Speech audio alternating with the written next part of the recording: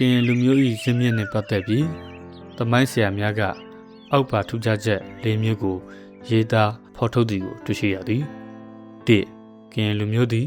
ပျောက်ဆုံးလျက်ရှိသည့်အေဆွေးလူမျိုးထက်မှအနွယ်တနွယ်ဖြစ်သည်၂ကရင်လူမျိုးတို့၏ဇင်းမြစ်သည်ဘေဘီလုံးကဖြစ်သည်၃ကရင်လူမျိုးတို့သည်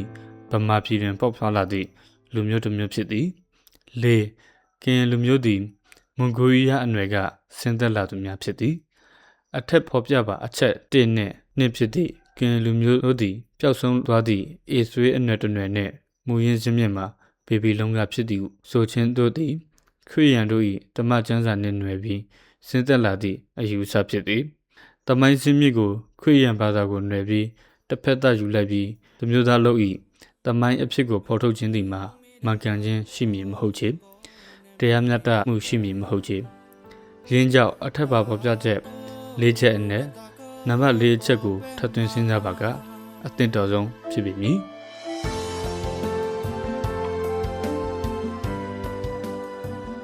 ရှေ့ဘိုးဘွားပြည်ပင်များတည်ဆိုကြသည့်တေးကဘာများအရာရှေ့ရခင်ကင်လူမျိုးတို့၏ဇင်းမြစ်သည်ထီးစဲမဲရွာဟုခေါ်သောအရာဖြစ်သည်ထီးစဲမဲရွာကဲ့သို့သောနေရာကိုပြန်ပြီးလေ့လာပါကအဖြစ်နိုင်ဆုံးနေရာမှာဂိုဘီတဲကန်ရလွင်ပြင်ဖြစ်ပြီးဤတဲကန်ရလွင်ပြင်ဤမြောက်ဘက်တစ်တက်တွင်မွန်ဂိုလီးယားအရာရှိနေသည်ကိုတွေ့ရသည်ဤအချက်ကြောင့်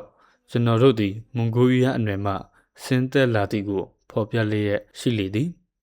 ယနေ့သမိုင်းဆရာများအားလုံးလိုကလည်းသူတို့၏လှစ်လာသုံးကြချက်အရာကရင်လူမျိုးတို့သည်မွန်ဂိုလီးယားအနွယ်မှဆင်းသက်လာသူများဖြစ်ကြောင်းဖော်ပြကြသည်มือมาแล้วก็ชอบ